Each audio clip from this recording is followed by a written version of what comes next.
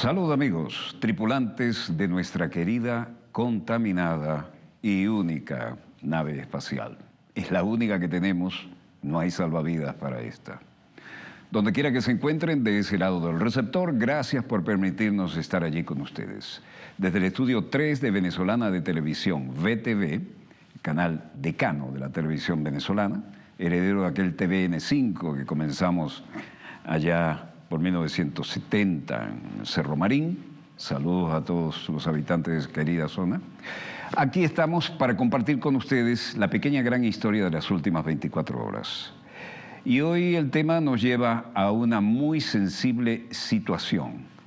Al respecto de esto, hay que hablar incluso de Sudán, pero comencemos por ver los acontecimientos en pleno desarrollo. Adelante con el video, señor director.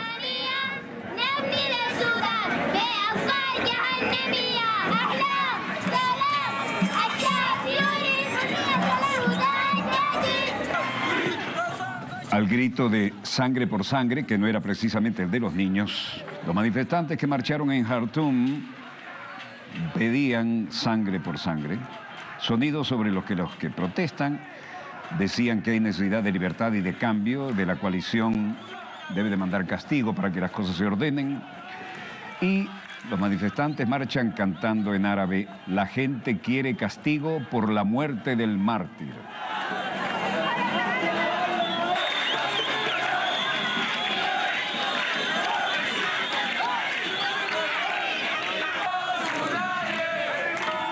Los manifestantes marcharon con banderas y con todos los elementos representativos de sus valores de fe, cantando en árabe Sudán y marcha de representantes sangre por sangre.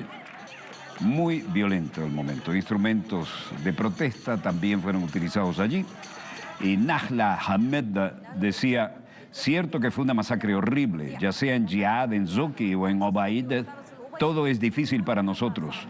Oramos a Dios para que las cosas mejoren y que la situación mejore. Si Dios quiere, que no se descuide el derecho de los estudiantes. Sangre por sangre, y el castigo es un deber. Esto es propio de los valores de esa cultura que respetamos, ¿no? Los manifestantes marcharon con banderas y lo hicieron ruidosamente también. Tocaron tambores, hicieron los gritos con sus eslogans y además los representantes árabes decían sangre por sangre, lo decían en árabe. Manifestantes pedían además justicia para los estudiantes. Varios de los que marcharon en protesta, ese era el eslogan que tenían. Ahmed Hashem decía: incluso pedimos a las fuerzas de libertad y cambio que exijan un castigo justo a todos los que han cometido un crimen contra los derechos de las personas, especialmente a cualquiera que haya derramado sangre.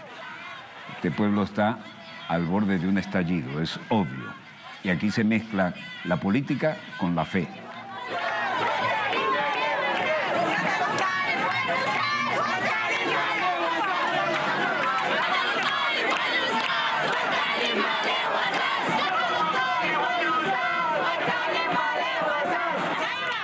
Marchas de manifestantes hasta la reunión para una concentración que envía un mensaje más contundente todavía.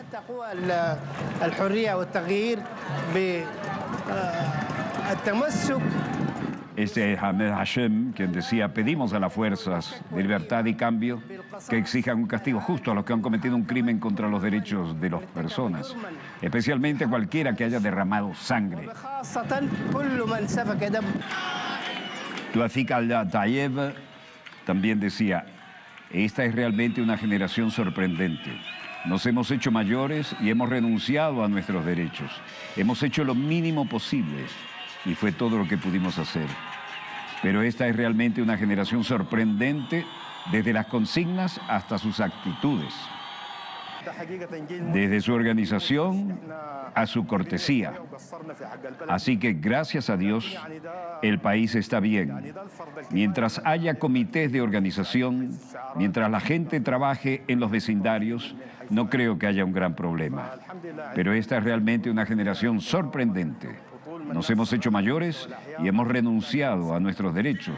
No podemos seguir así.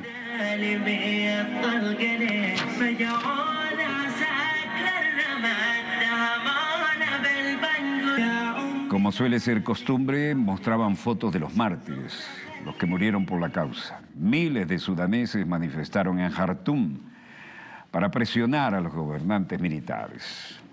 Mientras tanto, los bolivianos en nuestro continente mantienen viva, muy viva, la antigua tradición, dando gracias a la Pachamama, es decir, a la Madre Tierra. La salida del sol en los Andes bolivianos es el momento de hacer ofrendas a la Pachamama o la Madre Tierra, en una milenaria tradición celebrada cada 1 de agosto. Y aquí están también los patriarcas, los ancianos Aymara. Cuando comienza la salida del sol se inicia la ceremonia y a lo largo del día se va desarrollando. Sol saliendo de las montañas de los Andes y fuego con las ofrendas que van siendo quemadas. Han participado en el tradicional quema de las ofrendas y entre ellas algunas muy peculiares que les vamos a señalar. Quemar el feto de una llama con las montañas al fondo. La llama es el cuadrúpedo fundamental para ellos. Rufina Calizaya dice: todos venimos a la cima para pedirle a la Pachamama, es decir, a la Madre Tierra, muchas cosas con plena fe. En este 1 de agosto le pedimos milagros, también le damos gracias y también le pedimos mucha salud para nuestros viajes. Eso y también que no perdamos nuestro trabajo, por eso estamos aquí. Aymara, ¿no ve? Falta ser. Rufina Calizaya, a su vez, decía: miles y miles de personas llegan trepando por la montaña a la cima para pedir a la Pachamama cosas, porque nosotros, los hablantes del idioma aymara, tenemos mucha fe. Varias personas junto a las fogatas, que son parte importante del ritual. El altar está configurado para poder quemar las ofrendas y se llega allí hasta donde lleguen los camiones y el resto se hace a pie. En lo alto de los Andes bolivianos, los indígenas rezando al amanecer, quemando ofrendas para honrar a la Pachamama, la Madre Tierra y la fertilidad. Bueno, el energúmeno de la Casa Blanca, que ahora tiene un copete más discreto, siempre con cara de que nos va a impresionar, dice que le preocupan los misiles de corto alcance disparados por Corea del Norte. Misiles de corto alcance, nunca llegamos a un acuerdo sobre eso, no tengo ningún problema, veremos qué sucede, pero estos son misiles de corto alcance, son muy estándar. Claro, por supuesto que son misiles de corto alcance, nunca hablamos de eso, hablamos de lo nuclear. De lo que hablamos es de lo nuclear. Este es un misil de corto alcance, por supuesto, y muchos otros países también prueban este tipo de misiles. ¿Qué hay detrás de esto? Bueno, los funcionarios estadounidenses dijeron que parecía que Pyongyang había lanzado nuevos misiles el jueves, similares a los disparados a principios de semana. Y Donald Trump dijo que no le preocupaba que Corea del Norte tuviera esto.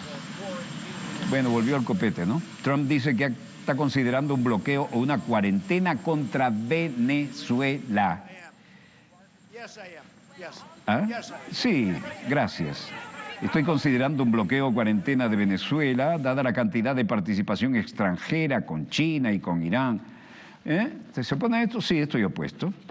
Retuiteó Code Pink, presidente Nicolás Maduro: estos son extraordinarios estadounidenses que están luchando encarnecidamente con todo su corazón por la integridad territorial y extraterritorialidad de Venezuela y se merecen el más alto orden de honor que pueda entregar nuestra patria.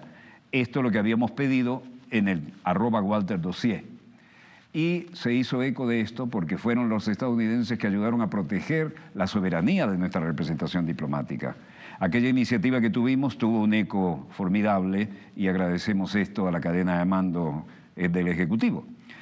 Y decía en @CodePink: we have been a peaceful presence at the Venezuelan embassy, but we are being attacked by opposition thugs, secret service, and refuse to arrest them.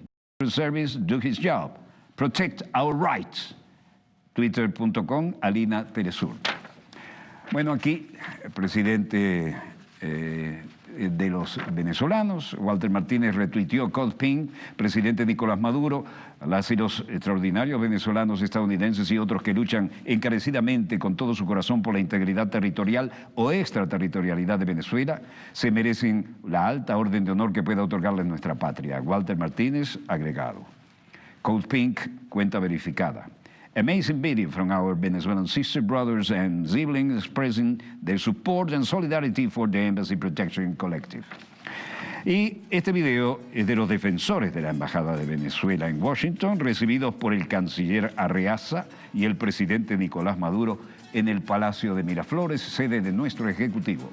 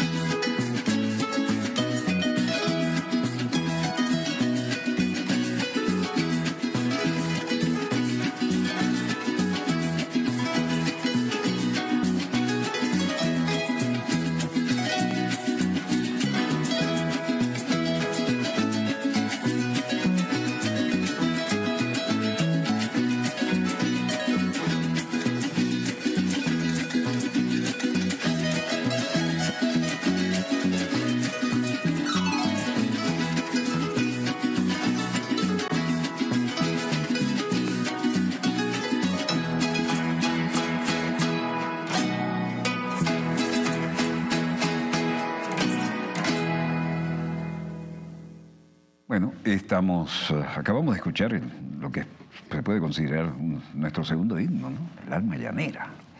Y tenemos aquí, @ Nicolás Maduro, 31 de julio de 2019, entregué la réplica del sable victorioso de Carabobo que el Libertador obsequió al leal general en jefe Rafael Urdaneta, a los integrantes del colectivo de protección de nuestra sede diplomática en Washington, en reconocimiento a su solidaridad, esfuerzo y amor por Venezuela. Un abrazo. Bueno, nos encanta haber sido los sugerentes respetuosos, ¿no?, de lo que se merecía esta gente. Y desde luego eso no termina nuestro compromiso con ellos, porque lo hicieron espontánea y generosamente. Estarán siempre con nosotros. @ Nicolás Maduro, 31 de julio de 2019. Envío un saludo bolivariano afectuoso a nuestro hermano pueblo de los Estados Unidos en señal de gratitud y afecto, y le entrego la réplica del sable victorioso de nuestro libertador Simón Bolívar. Un abrazo. Bueno, si estoy sentado es que tengo un invitado o una invitada. Hoy tenemos nada menos que a Giraldina Colotti. Al grano, querida. Benvenuta. Gracias por la invitación, Walter. Yo creo que esto honra, ¿no? Y es una honra tenerte aquí y esperamos recibir tus testimonios que siempre son importantes. Bueno, en principio, yo no quiero definir. Dime tú y dile a nuestra televidencia quién es Geraldina Colotti. Beh, antes de todo, una compañera que hace le felicitaciones al programa y le felicitaciones a BTV por su cumpleaños, sus 55 años, como sí, que siempre la vemos. Y bueno, una revolucionaria de toda la vida que humildemente está donde se hace revolución. Entonces, aquí en Venezuela, donde hay una nueva esperanza concreta por todos los pueblos del mundo, como hemos visto en el nuevo Foro de Sao Paulo. Yo hice mi deber, lo que pensaba ser mi deber en el siglo de antes, participando a la grande ola que duró más de 20 años, un ciclo de lucha importantísimo, a donde todos en el mundo quisiéramos hacer revolución, y también en Europa, y en lo particular en Italia, donde vivía yo.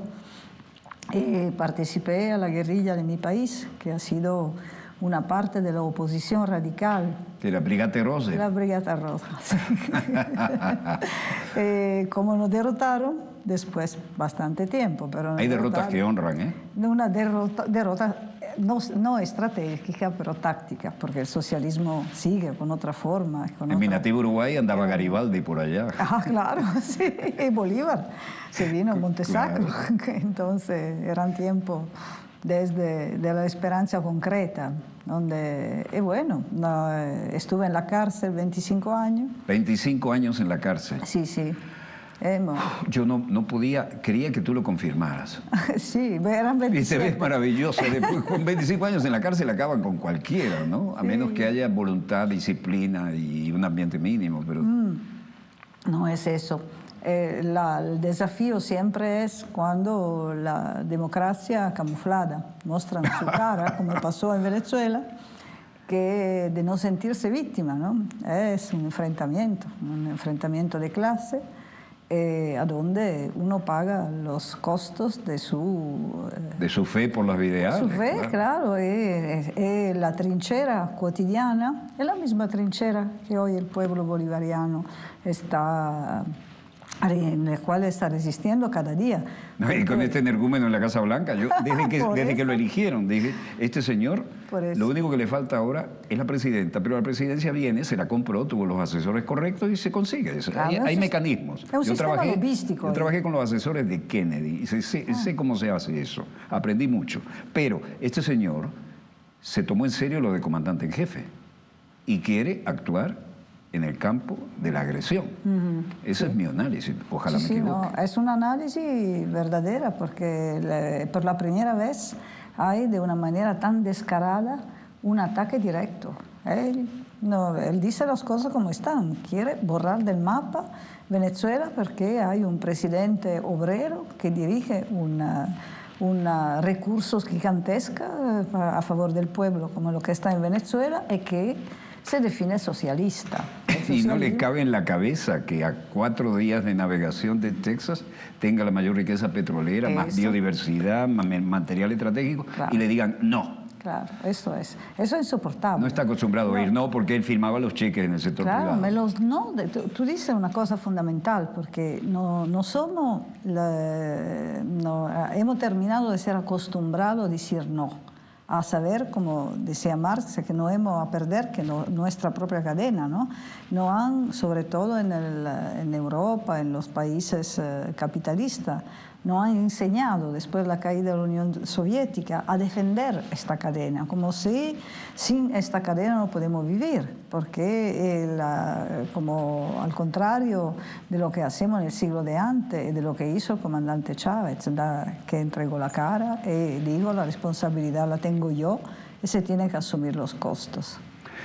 Geraldina, el 25º Foro de Sao Paulo 2019, 29 años de existencia ya, realizado con mucho éxito recientemente, exitosamente en Caracas, Venezuela.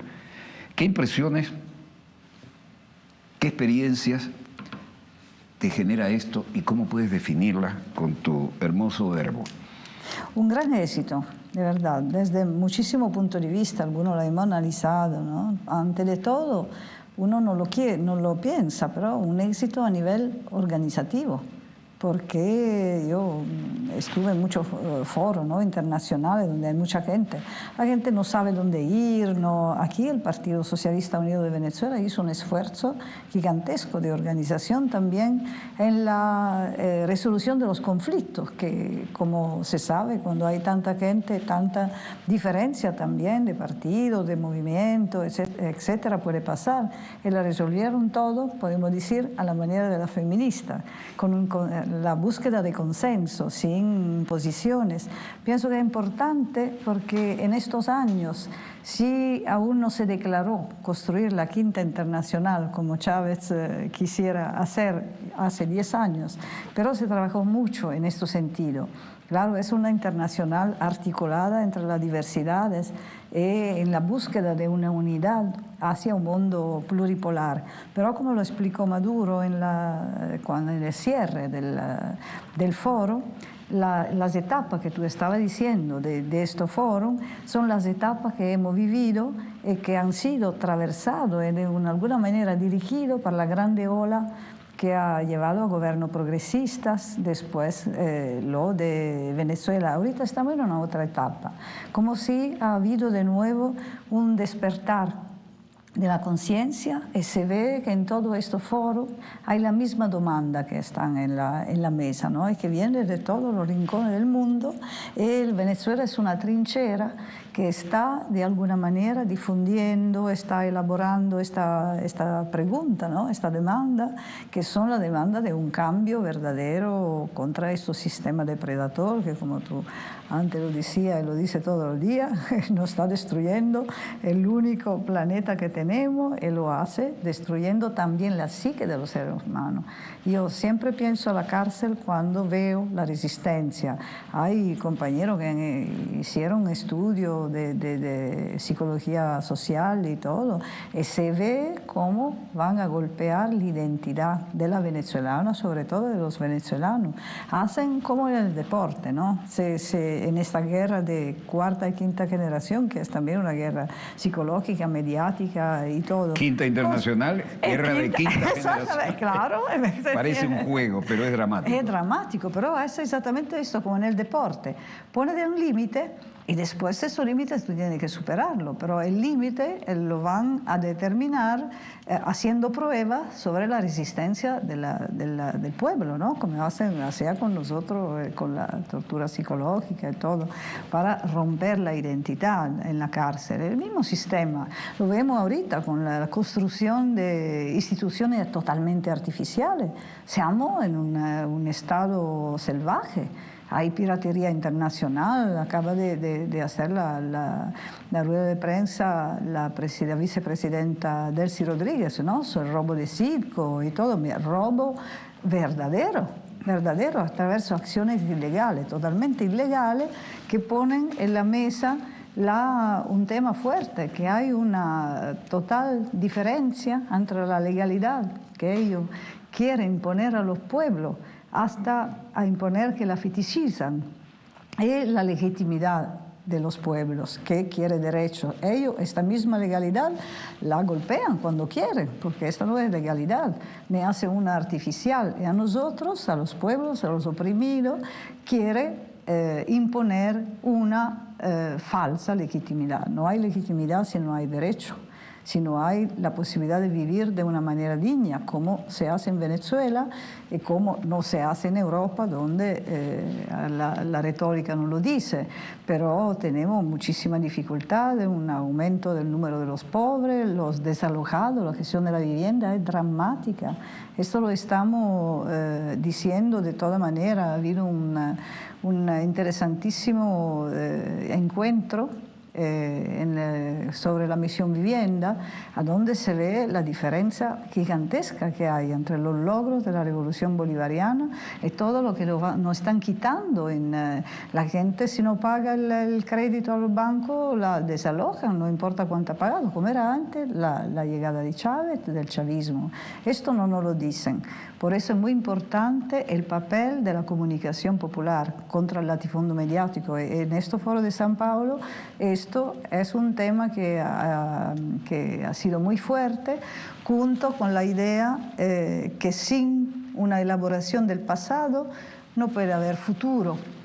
Y pienso que la tarea nuestra, yo estuve aquí, sea como integrante de la BRICS, la Brigada Internacional de la Comunicación Solidaria, y que del CONAICOP, de las redes intelectuales, todo poniéndonos este tema, que la guerra mediática se tiene que contrarrestar con una acción coordinada de las fuerzas populares que miran a la revolución bolivariana como un faro. Y cada uno de nosotras y nosotras tiene su trinchera también, cambiando, intentando cambiar las cosas en su país. Es mi pequeña contribución es también en el lado cultural de la información. Acabamos de publicar, traduciendo, uno de los libros que se publicó el año pasado cuando fui aquí también, que Hugo Chávez, así empezó todo, con un título italiano, y con una nota. Yo dirijo una colección que se llama Cerilla, una importante Repite editorial. el nombre de la colección. Cerillas, para no decir como Tencella de la época, donde con una nota se busca explicar al lector italiano qué cosa es el chavismo como un pedazo fuerte de la izquierda radical del Partido Comunista de antes, como nació la Unión Cívico-Militar. Pienso que esto es una tarea que tenemos que desarrollar juntos. Ojalá que el presidente, que Nicolás Maduro, tenga un tiempito para verme, para recibirme, porque el tiempo siempre se acaba cuando... Señor presidente, con el debido respeto, sabemos que usted es fiel televidente de Dossier. El mensaje ha llegado fuerte y claro. Sí, siempre el tiempo se acaba rápido. Porque sería muy importante en este momento, con respecto a Europa, que no tiene la misma dinámica, tampoco a nivel teórico, mostrar la altura, el nivel y la etapa en la cual se encuentra el proceso bolivariano, mostrando la altura de su presidente, que no es un hombre solo al comando.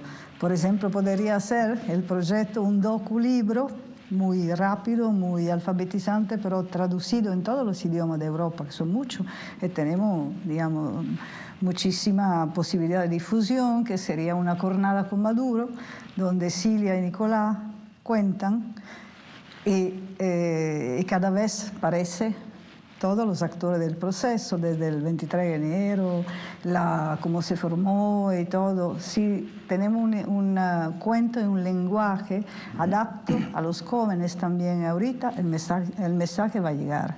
Porque Venezuela es una esperanza. Y porque la palabra que siempre dice Nicolás cuando, junto con los otros dirigentes, pero Nicolás en lo particular, tiene un amor a la historia, que es totalmente en lo que sirve hoy, mostrar a los jóvenes la relación que existe entre el hecho que sin balance del pasado no hay futuro, y que esto pasado es fruto de la gente también como yo, digamos, con mi generación, ¿no? Como, digamos, que hemos tenido una analogía muy fuerte con respecto a la historia italiana y la del Venezuela. La misma resistencia traicionada, aquí después la caída de Marco Pérez Jiménez, el dictador, nosotros también, después la caída del nazifascismo, la misma traición. Perché faccetta nera, sarai romana, e per bandiera vai a portare l'italiana.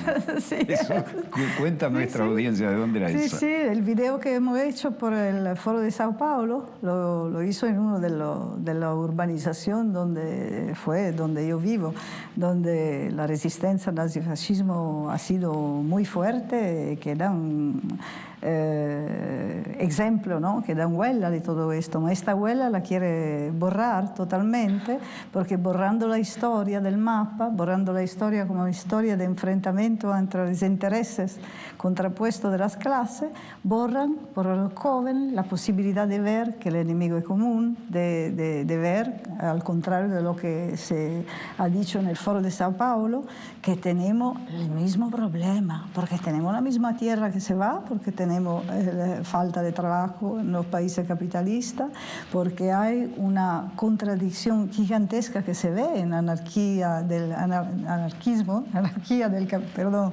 capitalismo, donde la gente está desempleada, pero los que son empleados tienen que trabajar 500 horas al día, donde los ricos son siempre más ricos, pero nos dice que no hay dinero para la vivienda, para la educación, y siempre nos aburren con la idea de un consumismo desencadenado, que cuando nacimos ya somos consumidores, ya tenemos la deuda, porque los buitres ya hicieron su trabajo, como después como hicieron en Argentina, ¿no?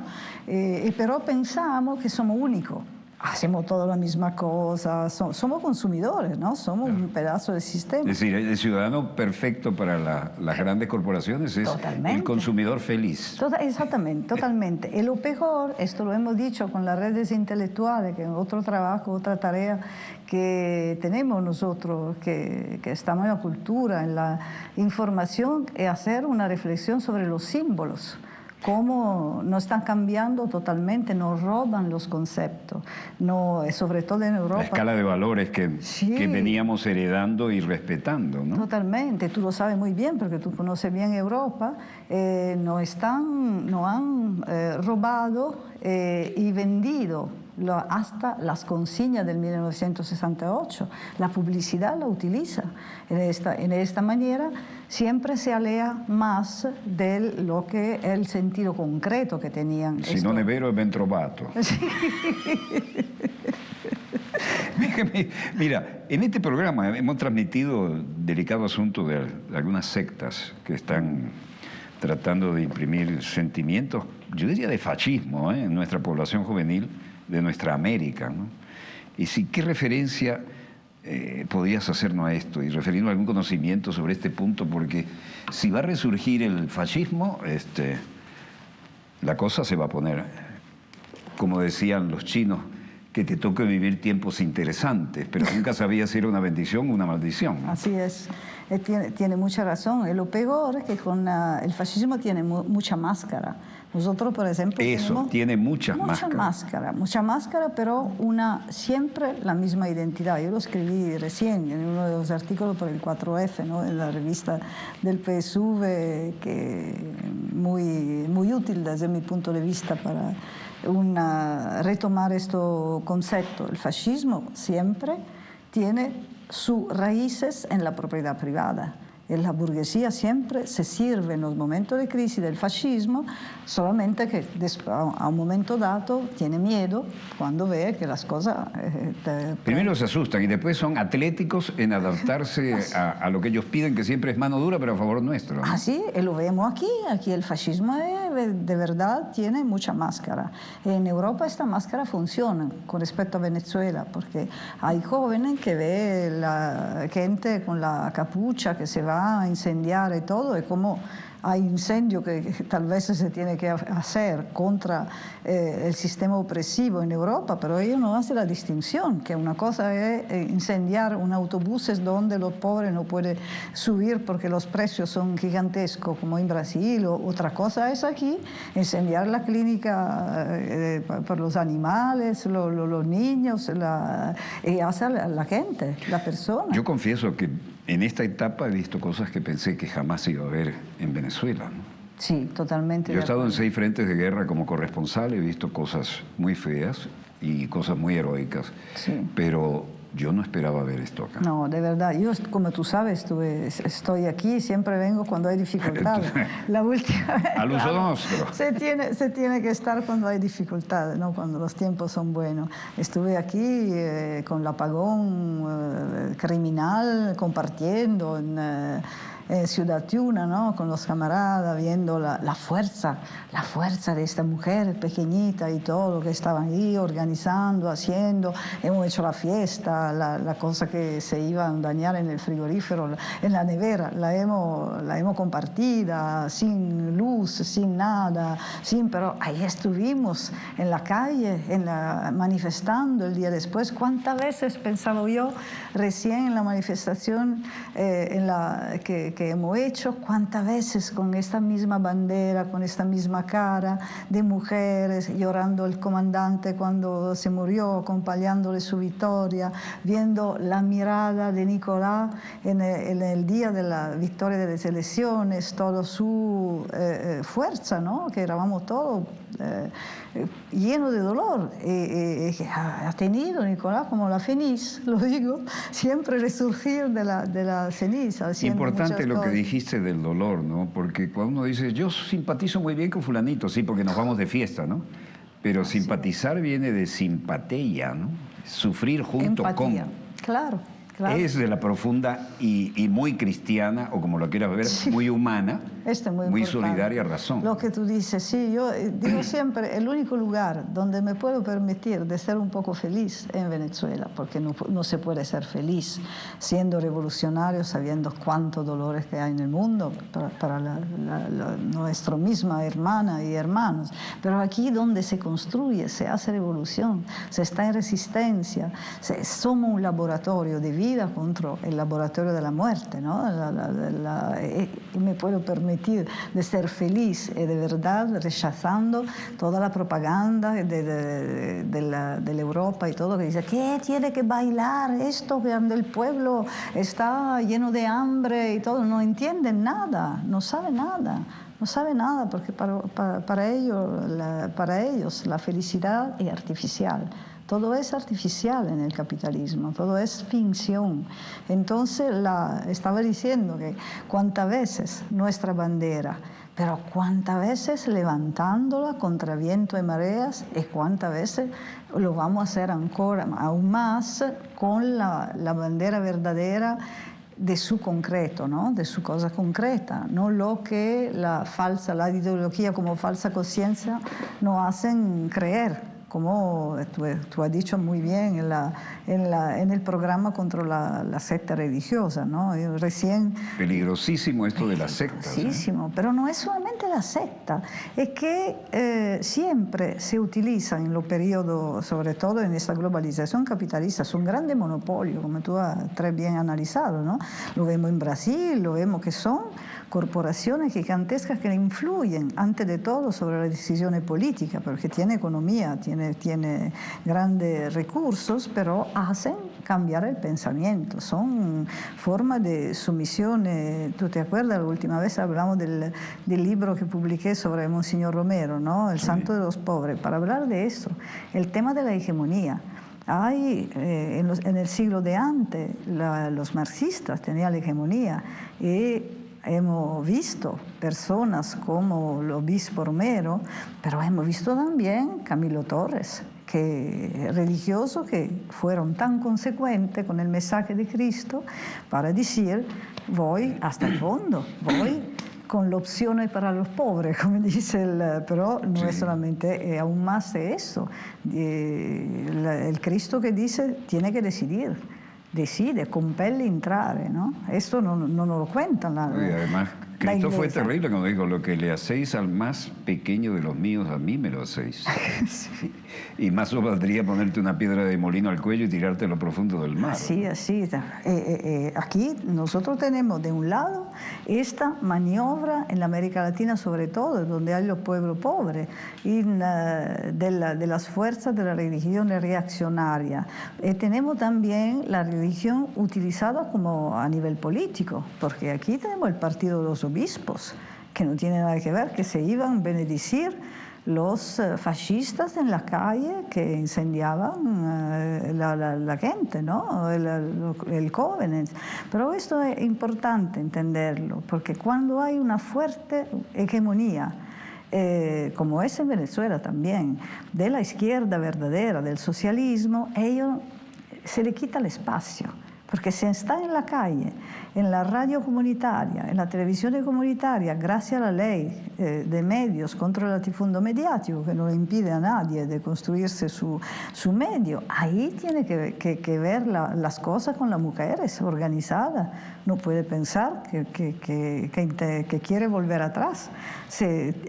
Tiene que vérsela con los compañeros del movimiento LGBT organizado. Te lo puedo decir cuando vas a ver la medicina y no hay medicina gratis, y no hay medicamento, no hay subsidio en la alimentación. ¿Cómo se enfrenta a la vida así? Ante de todo, a saber quién es el enemigo, quién es el culpable. Me pasó cuando en plena guerra económica, desabastecimiento, bachaquerismo y todo, de ver depósitos de medicamentos en un país caraíbico como eso, que le hicieron vencer para provocar, como hicieron en Chile, como siempre, la guerra contra el gobierno bolivariano. Hacen de todo, y de todo modo no se tiene que olvidar que esto es un país del subdesarrollado también. No podemos pretender de Venezuela lo que aún no tenemos en los países que se dicen desarrollados. Aquí ha habido una deuda histórica que se pagó con los pobres, con los sectores populares. Esto ha necesitado de un grandísimo esfuerzo.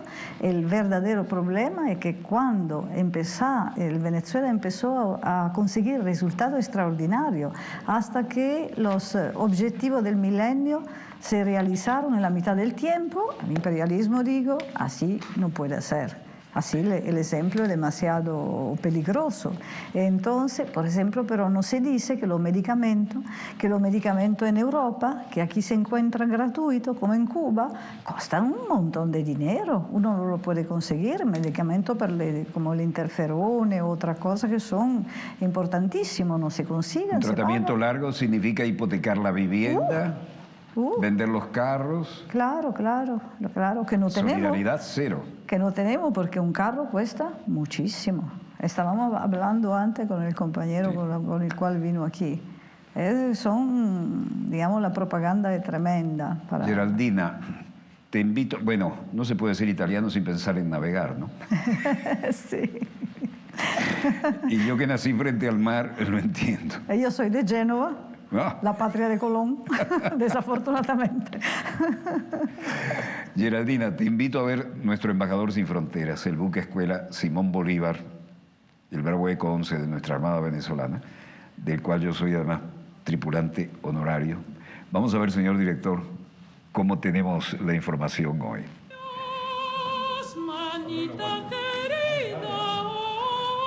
Acompañado magistralmente por el magnífico quinteto Contrapunto de Venezuela, con el canto del pilón, que son los cantos del trabajo del campo en Venezuela. Dos damas del campo venezolano trabajando y conversando.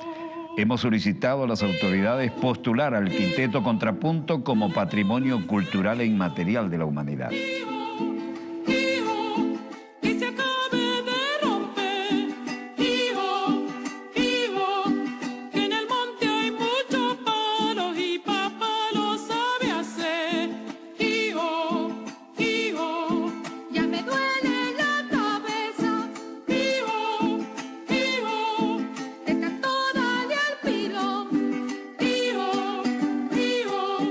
Para engordar un cochino y comprar